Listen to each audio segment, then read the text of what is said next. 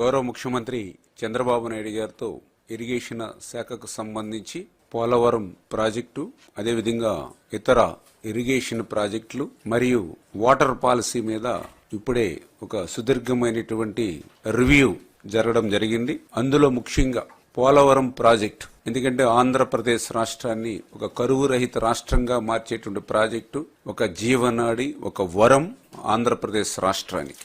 అటువంటి పోలవరం ప్రాజెక్టుకి గత 5 సంవత్సరాల వైఎస్ఆర్సీపీ పాలనలో నష్టం కంటే ద్రోహం ఎక్కువ జరిగిందనేటువంటి విషయాన్ని స్పష్టంగా చెప్పాల్సినటువంటి పరిస్థితి ఉంది.